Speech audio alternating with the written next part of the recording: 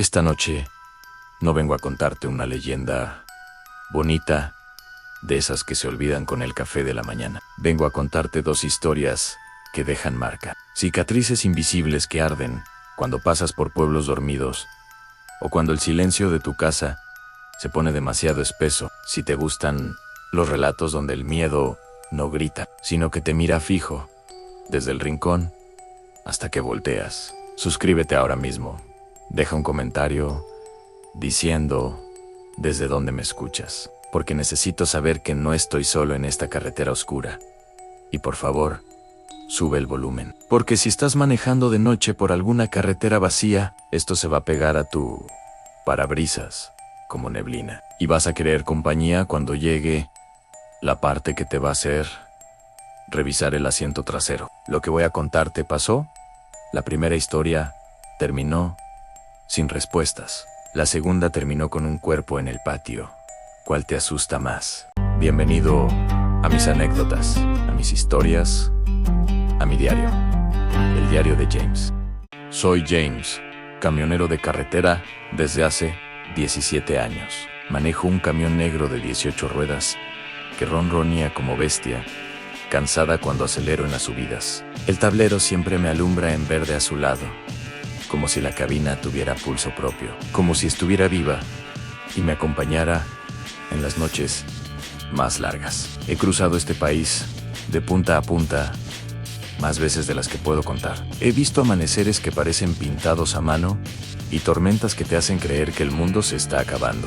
Pero también he visto otras cosas que la gente normal no ve, porque no pasa las noches donde yo las paso. En esos tramos olvidados donde las luces se espacian tanto que parece que estás manejando hacia la nada. Y te voy a decir algo directo, algo que aprendí después de muchas historias y muchas tazas de café frío. Las peores cosas no aparecen en el monte, no salen de la bruma como en las películas.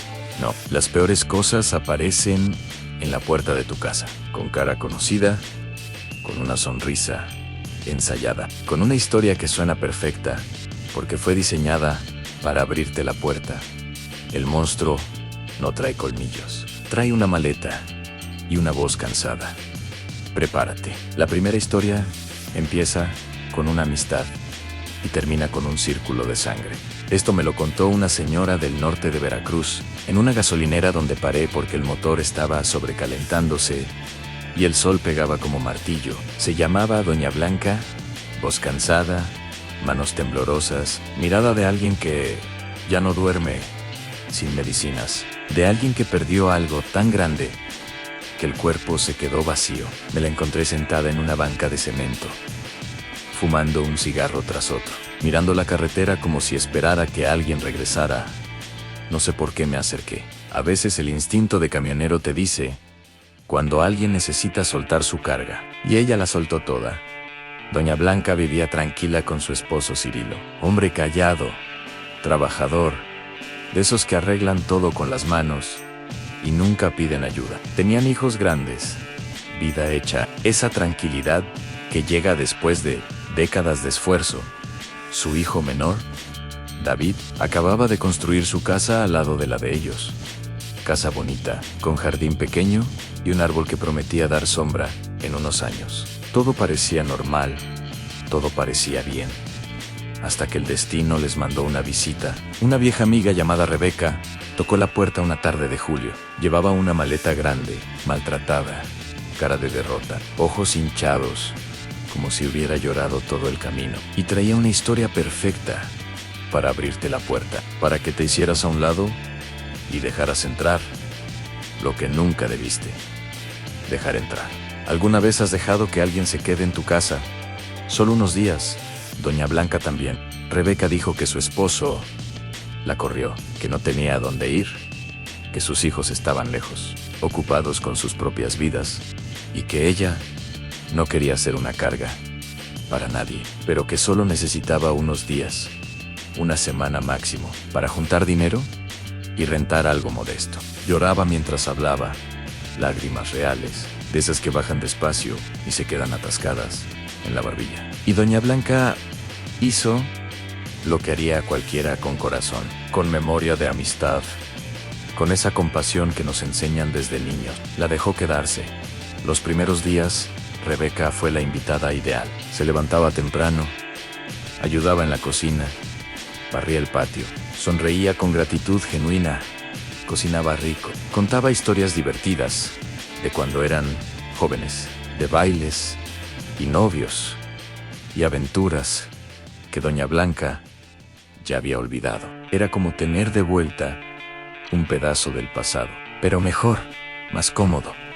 Y cuando la esposa de David dio a luz, cuando llegó al mundo esa primera nieta que llenó la casa de esperanza y pañales y olor a bebé, Rebeca ofreció ayudar, ofreció cuidarla mientras la mamá descansaba, mientras todos trabajaban.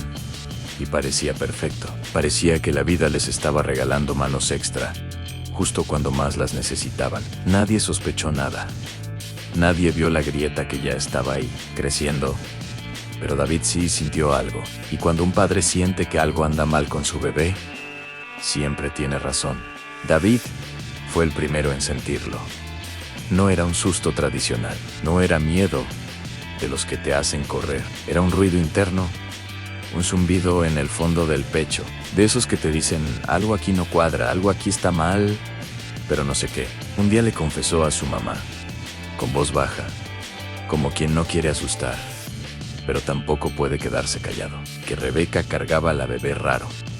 No con ternura, no como cargan las abuelas o las tías. La cargaba con una mirada extraña, como de dueña, como si la niña fuera un objeto que había estado buscando toda la vida y por fin había encontrado. Y luego vino lo peor, lo que hizo que David no pudiera dormir bien por las noches. Una tarde entró a su propia casa y las vio en la sala. Rebeca sentada en el sillón, con la bebé en brazos, en silencio absoluto. Y cuando pensaba que nadie la veía, cuando creía que estaba sola con la niña, Rebeca acercaba a la bebé a su nariz y la olía, despacio, profundo, como quien busca una señal específica, como quien confirma algo que solo ella entendía.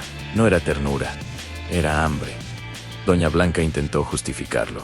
Le dijo a David que tal vez Rebeca extrañaba a sus propios nietos, que tal vez estaba siendo cariñosa a su manera, porque el cerebro ama las excusas, cuando el miedo cobra renta. Porque aceptar la verdad significaría echar a una amiga a la calle, y eso la convertiría en mala persona, ¿verdad? Pero las excusas tienen límite, y ese límite llegó una tarde cuando doña Blanca decidió comprobarlo por sí misma. Lo que vio le quitó el aire, y cuando algo te quita el aire, ya no puedes ignorarlo. Doña Blanca fue a la casa de David para comprobarlo, para demostrarle a su hijo, y de paso a sí misma, que estaba exagerando, que Rebeca solo era una mujer solitaria siendo cariñosa con una bebé. Eso era todo. Entró sin tocar. La puerta estaba entreabierta. Adentro reinaba el silencio, ese silencio espeso que se siente antes de que pase algo malo. Solo un murmullo salía desde el cuarto del fondo, un sonido bajo, gutural, como un ronroneo. Doña Blanca caminó despacio por el pasillo, sintiendo como el corazón le latía en los oídos. Y ahí estaba Rebeca, sola en el cuarto, con la bebé dormida en sus brazos, pero la miraba con hambre, no con cariño, con hambre. Y luego repitió lo mismo que David había descrito. Acercó la nariz al cuello de la bebé. Respiraciones largas, profundas, los ojos cerrados, como en éxtasis, los labios se movían, formando palabras silenciosas. No eran rezos. Doña Blanca lo supo al instante. No eran rezos. Ella hizo ruido a propósito. Tosió. Rebeca volteó lentamente, sin sobresalto, sin culpa, y sonrió. Una sonrisa sin ojos. Una sonrisa que no pertenece a nadie vivo. Una sonrisa que doña Blanca me juró, mientras fumaba ese cigarro, con manos temblorosas, que todavía ve algunas noches antes de quedarse dormida. Esa noche, decidieron pedirle que se fuera. Pero ya sabes cómo funciona el mal. Siempre llega antes que tú. Esa noche, doña Blanca y Cirilo se sentaron en la cocina después de que todos se durmieran. Hablaron en voz baja, como conspiradores, aunque estaban en su propia casa. Decidieron que le pedirían a Rebeca que se fuera, con amabilidad, con ayuda económica si era necesario, pero que se fuera. Cirilo incluso ofreció pagarle un mes de renta en otro lugar. Solo necesitaba que saliera de sus vidas, que dejara de estar cerca de la bebé. Ese presentimiento que ambos sentían ya no podía ignorarse. Pero ya sabes cómo es la vida, ¿verdad? Cuando por fin piensas claro, cuando finalmente decides hacer lo correcto. El mal ya empacó sus cosas y se adelantó a la mañana siguiente. Cuando la esposa de David entró al cuarto de la bebé con un biberón tibio y una canción en los labios, encontró la cuna vacía. Las cobijas estaban ahí, tibias todavía, la forma del cuerpecito impresa en la tela. Pero la bebé había desaparecido. Y Rebeca también. Una vecina, doña Chuy, la del portón azul, dijo que había visto un taxi parar frente a la casa como a las 5 de la mañana. Vio una señora subirse rápido, con algo envuelto en una cobija. Pensó que era ropa, pensó que era normal. En ese momento, el mundo se rompió. No se cuarteó, se rompió en pedazos tan pequeños que nunca se pudieron juntar de nuevo.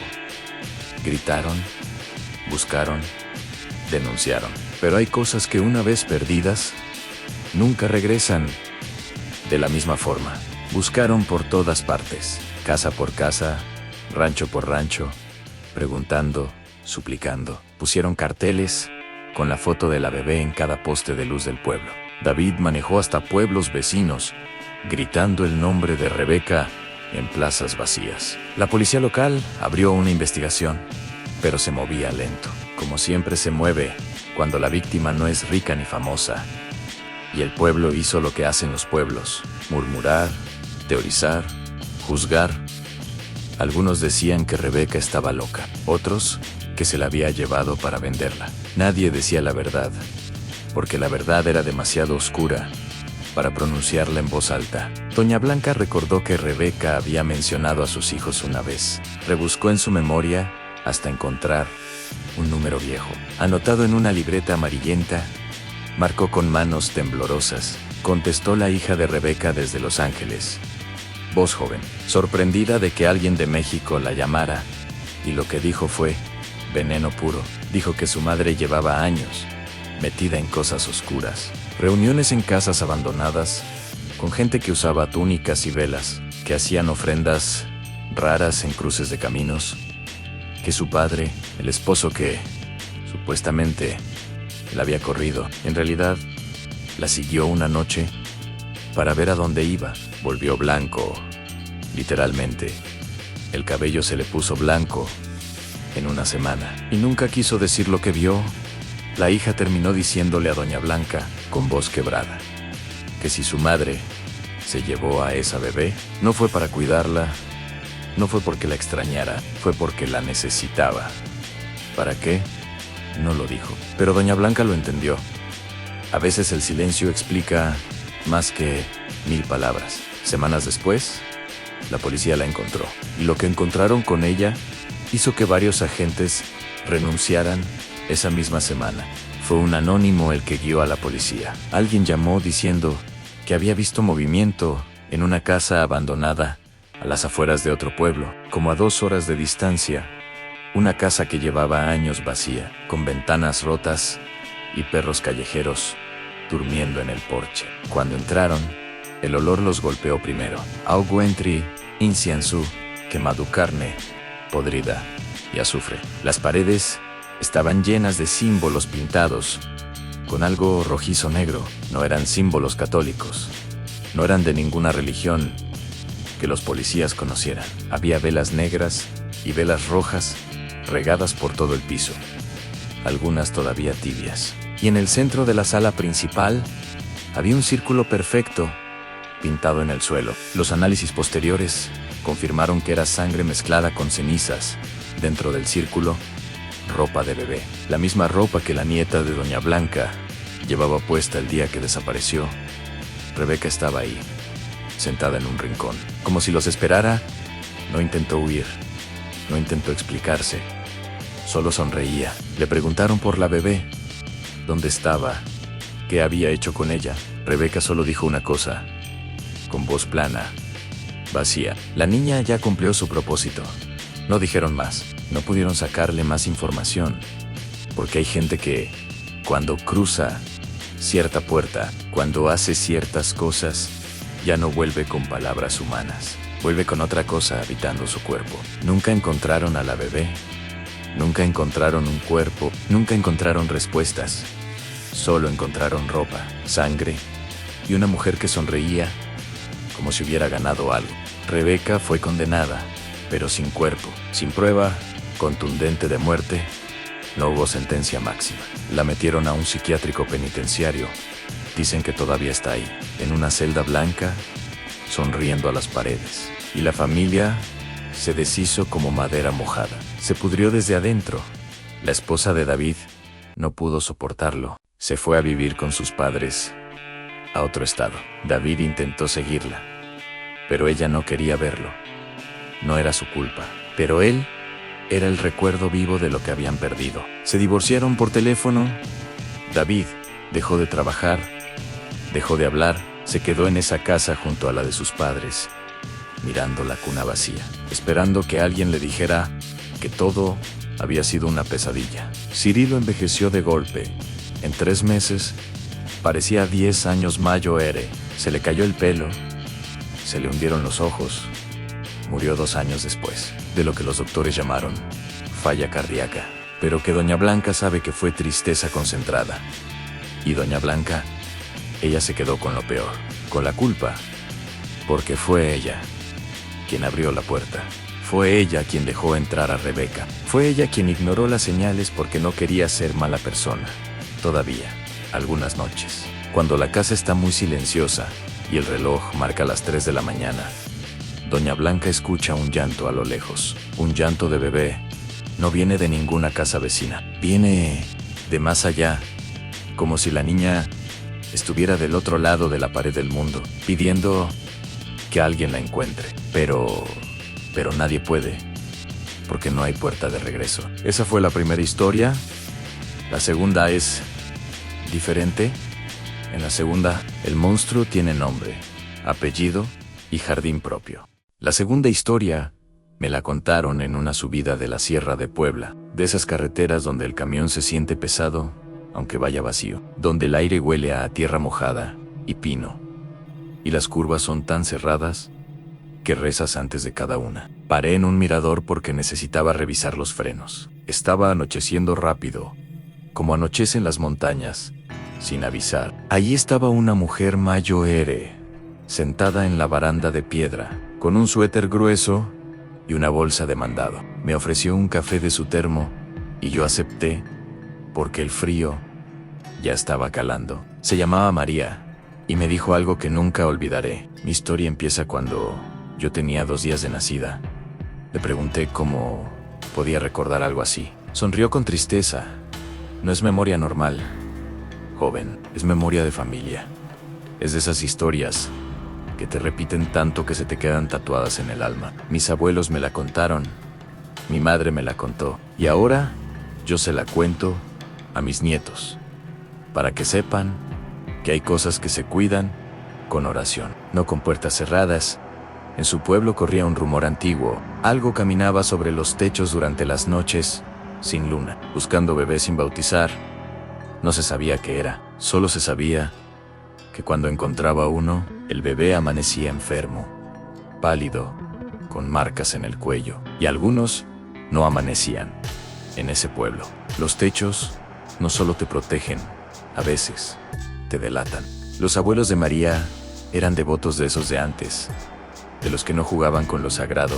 Romero fresco en las puertas, sal en las esquinas, veladora de la Virgen, encendida día y noche. Agua bendita en los marcos de las ventanas, porque cuando no puedes pelear con manos, peleas con lo que crees. peleas con fe. El problema era que el padre del pueblo no estaba, había ido a otra parroquia para un funeral y faltaban todavía 3 días para que regresara. 3 días antes de que pudieran bautizar a la recién nacida. Y en esos 3 días, la gente del pueblo se encerraba temprano. No por costumbre, por miedo, porque ya habían pasado cosas, marcas rojas, en cuellos de bebés, como chupetones profundos. Niños que enfermaban sin causa, con fiebre que no bajaba, ni con rezos. Cunas que amanecían vacías, aunque las puertas estuvieran cerradas con llave. Y siempre, un olor raro que quedaba flotando en las casas afectadas, como azufre mezclado con tierra húmeda. El abuelo de María le dijo a su hija, la madre recién parida, ni por error dejes a la niña sola, ni para ir al baño. Si yo no estoy, que esté tu madre. Si tu madre no está, que esté tu hermana, pero que nunca esté sola. Y todos obedecieron. Durante 2 noches, cumplieron la regla. La casa olía a romero y a veladora. Los rezos se escuchaban desde la calle. Pero la tercera noche fue diferente. La tercera noche llegó la visita. ¿Y sabes quién era esa visita? Tu vecina, la que te saluda en la mañana, la que tiene jardín y esposo. En el pueblo vivía una mujer llamada Julia, señora de negro, siempre de negro, delgada como rama seca, mirada baja, jardín humilde, pero bien cuidado. Estaba casada con un hombre tranquilo, que trabajaba en el campo. Vivían en una casa pequeña, al final de la calle, sin hijos, sin escándalos. Nadie hablaba mal de ella. De día nadie la temía. De día era solo Julia, la vecina callada que compraba tortillas en la mañana y regaba sus plantas en la tarde. Pero de noche, algunos juraban ver cosas. Una sombra grande deslizándose por los techos, más grande que una persona normal, moviéndose como araña. Ruidos sobre las tejas, como pasos pesados pero veloces, y una forma que se detenía sobre ciertas casas, olisqueando el aire, como perro buscando carne fresca. Los viejos del pueblo lo sabían, pero no podías acusar a alguien sin pruebas. No podías quemar a una mujer solo porque los borrachos decían que su sombra era rara. Así que callaban y rezaban y cuidaban a sus bebés como podían, hasta que la cosa llegó a la casa de María, la tercera noche. La madrugada, fría. Los pasos llegaron al techo de los abuelos, y esta vez no se fueron. Era madrugada, ese punto oscuro entre las 3 y las 4, donde el mundo parece detenerse. El abuelo de María despertó con alarma en el cuerpo. Ese despertar violento, que no viene de ruidos, sino de instinto puro. Escuchó el golpe seco arriba, un peso cayendo sobre el techo. Y luego pasos, pesados, arrastrados.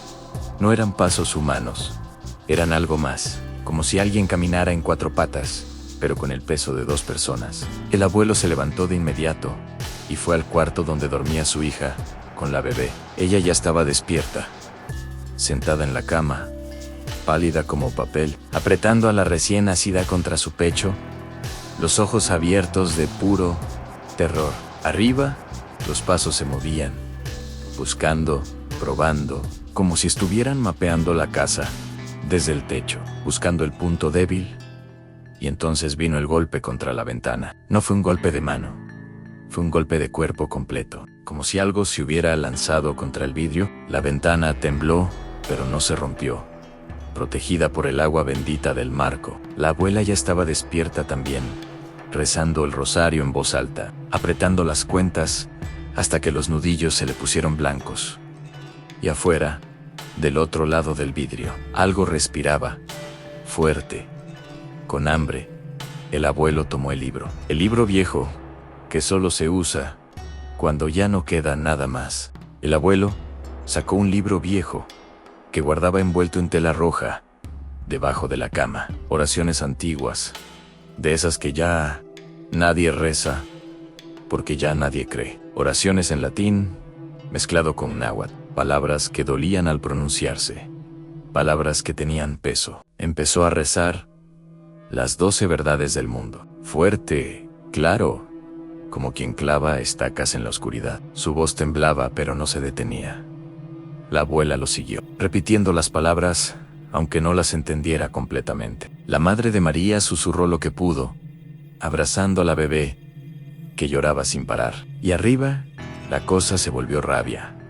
Los golpes aumentaron, contra las tejas, contra las paredes, contra la ventana, rasguños profundos, como garras de metal, arañando madera. Un grito salió de algún lugar del techo, un grito que no era humano, pero tampoco era animal.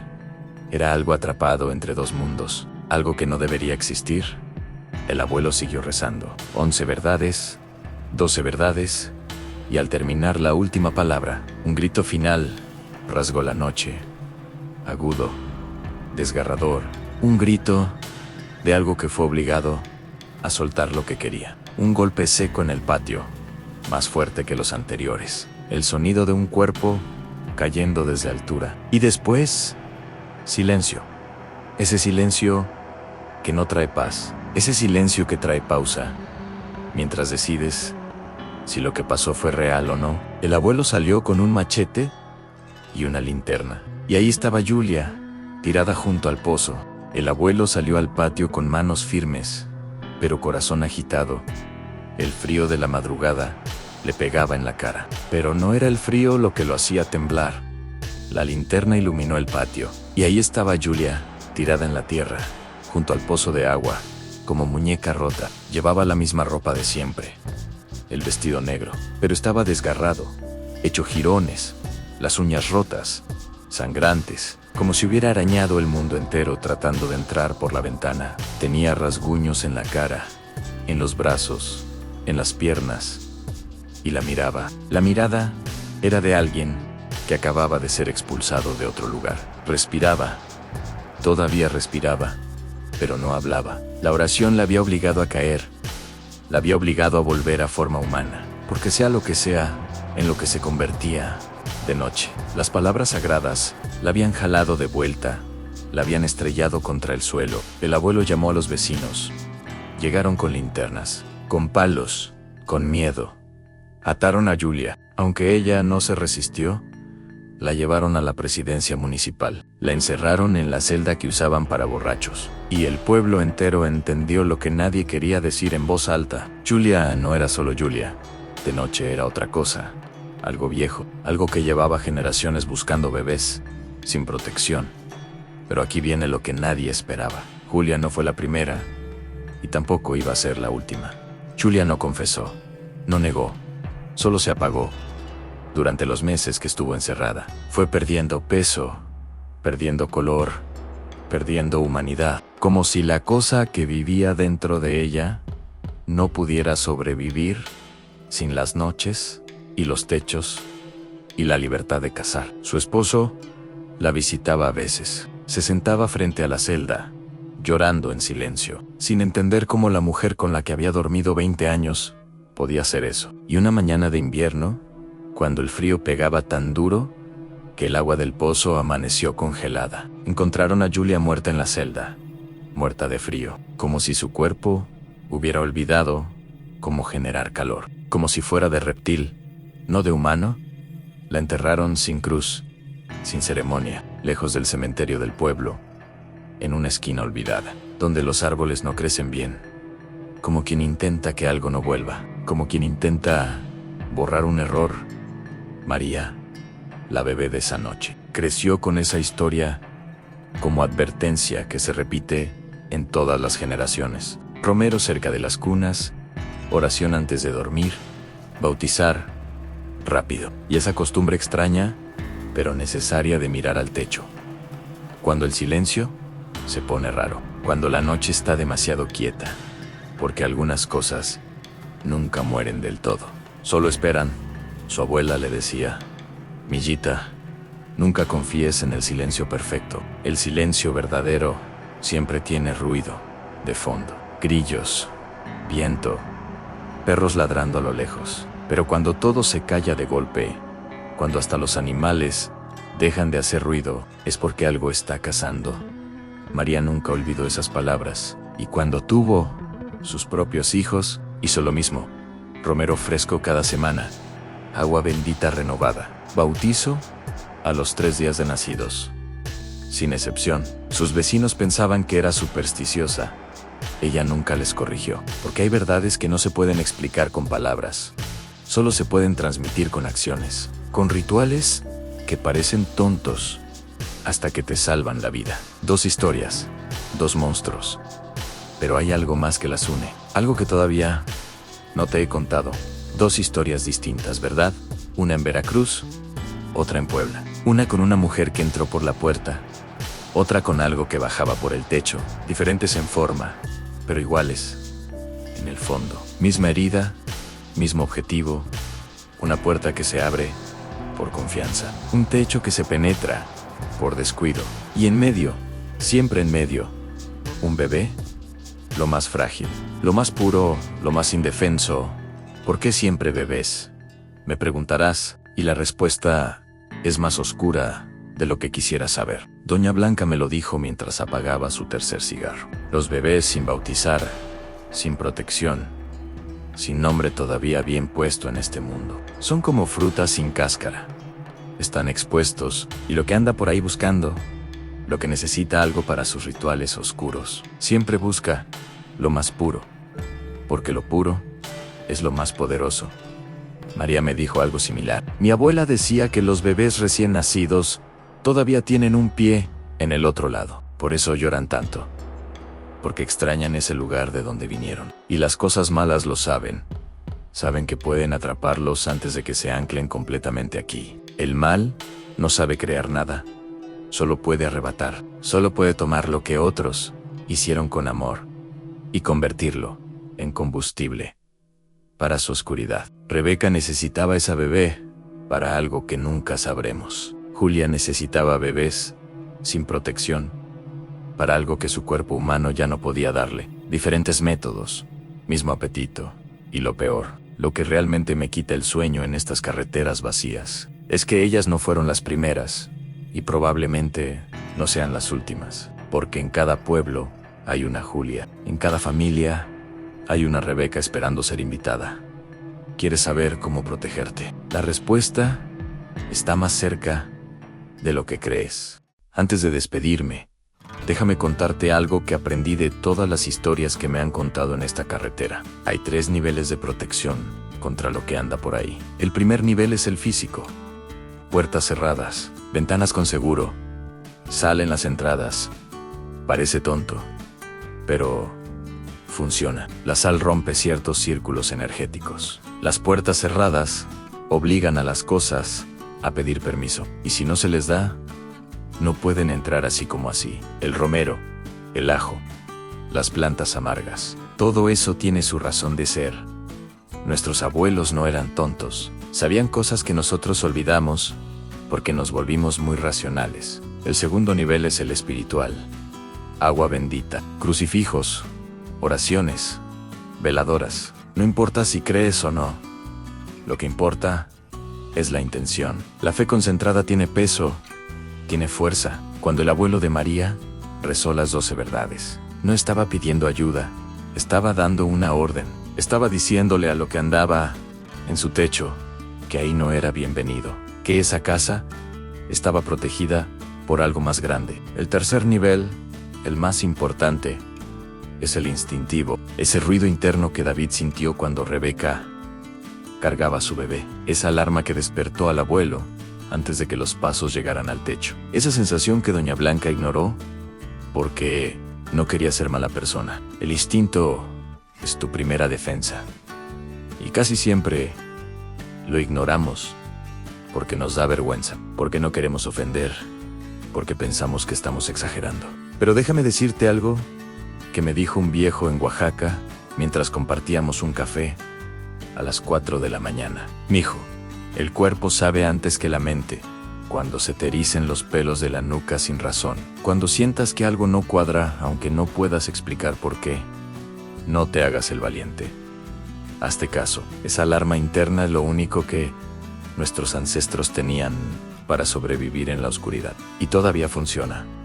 Pero hay una cuarta protección que nadie menciona, y es la que más vidas salva. La cuarta protección es la comunidad. Es no estar solo, fíjate bien. En ambas historias, los problemas empezaron cuando alguien quedó aislado, o cuando alguien entró sin que la comunidad lo supiera bien.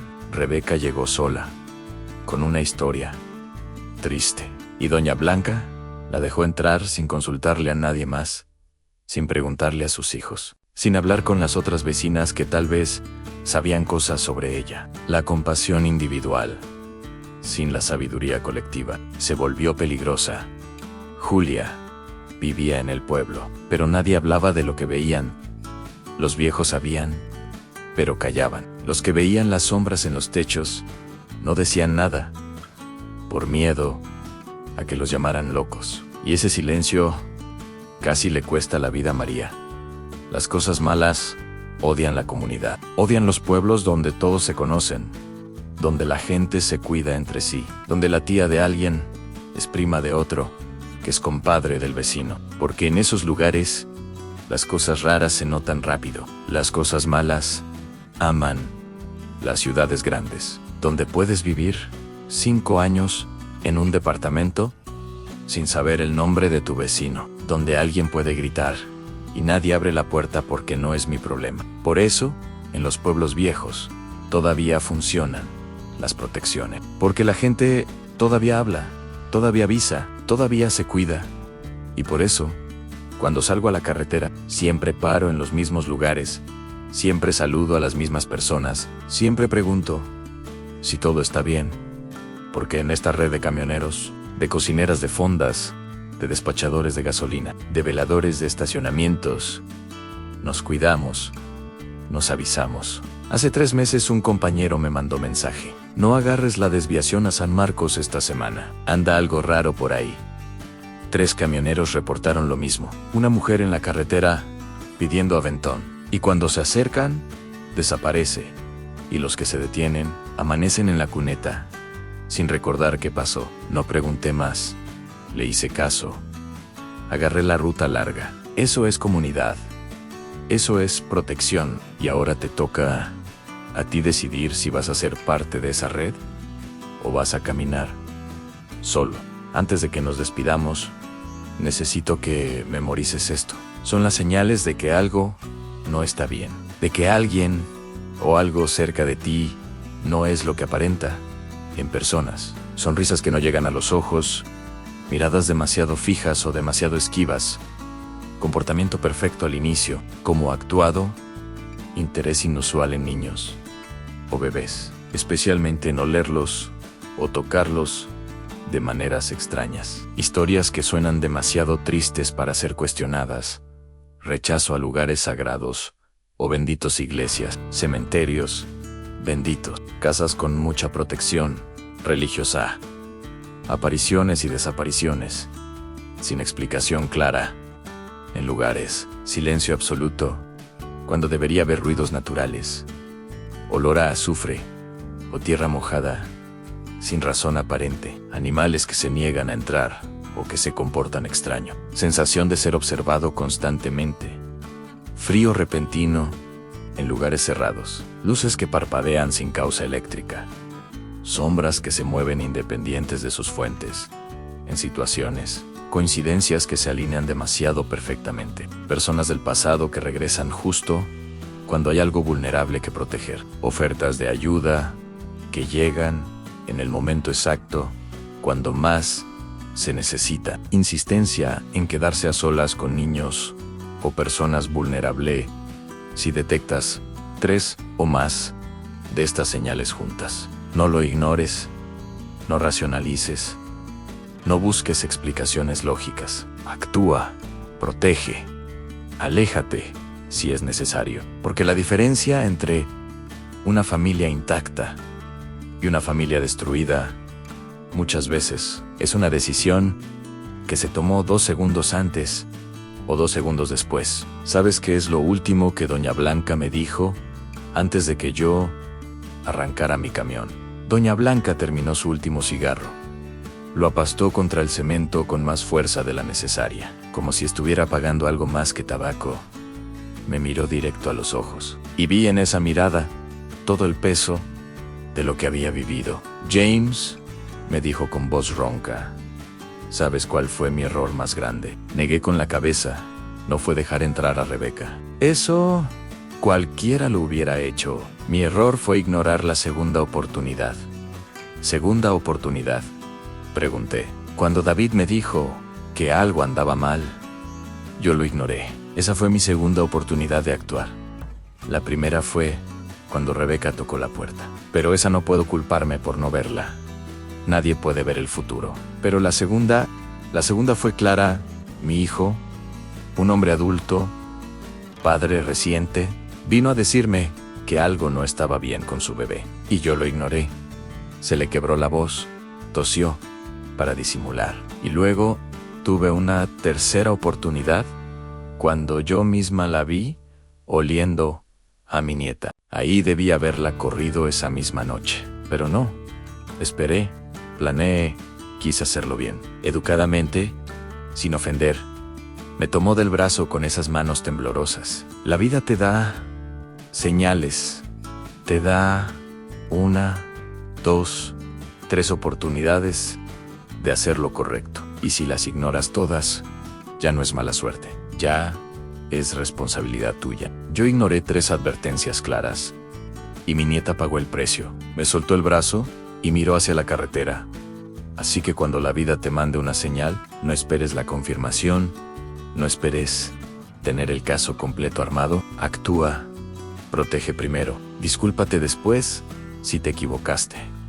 Pero nunca ignores lo que tu cuerpo te está gritando. Se levantó para irse, dio 2 pasos y volteó una última vez. Y otra cosa, James, si algún día te toca contar mi historia, dile a la gente que está bien equivocarse siendo precavido, que está bien sacar a alguien de tu casa si algo no se siente bien, que la educación y los buenos modales no valen una mierda.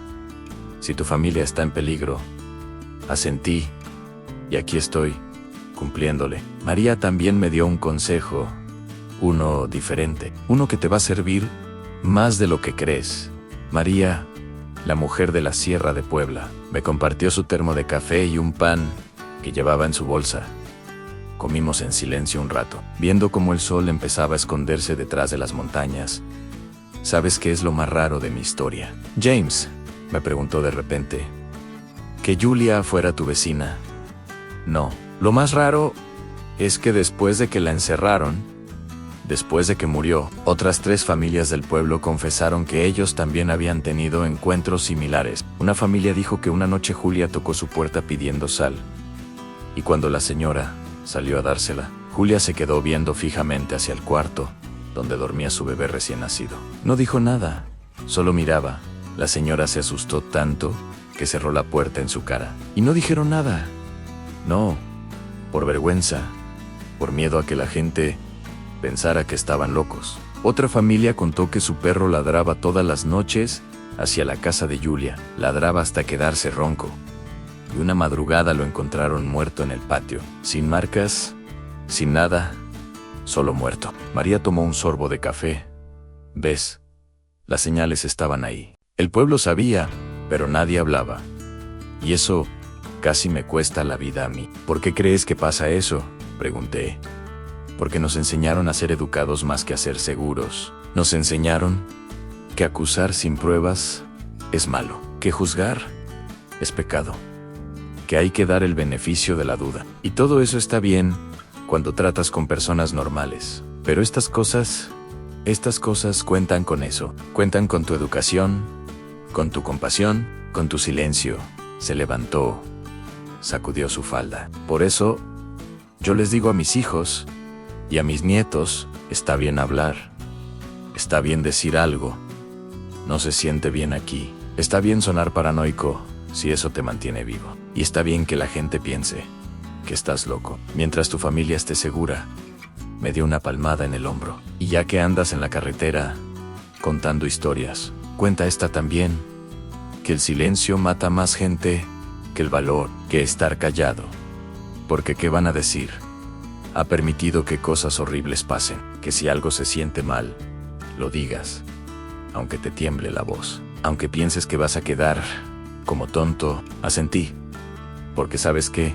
James, continuó, prefiero ser la loca del pueblo que vivió, que la cuerda que enterraron. Se echó su bolsa al hombro y empezó a caminar hacia donde la esperaba su familia. Volteó una última vez. Y si algún día ves a alguien comportándose raro con niños, aunque sea tu mejor amigo, aunque sea tu familiar, aunque sea alguien respetable, aunque sea alguien nunca haría eso, habla. Porque el mal no tiene cara específica. Y cuenta con tu silencio para seguir haciendo daño. Y ahora sí, llegamos al final, pero no sin antes decirte una última cosa. Ya casi amanece.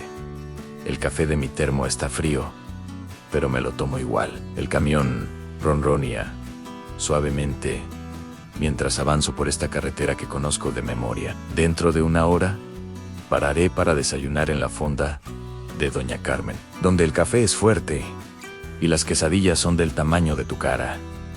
Te conté 2 historias esta noche, 2 historias reales que me contaron personas reales que perdieron cosas reales. Y ahora tú decides qué hacer con esta información. Si alguien del pasado toca tu puerta con una historia perfecta, con lágrimas ensayada, con una necesidad urgente, justo cuando tú tienes algo que proteger, no seas cruel, pero tampoco seas ingenuo.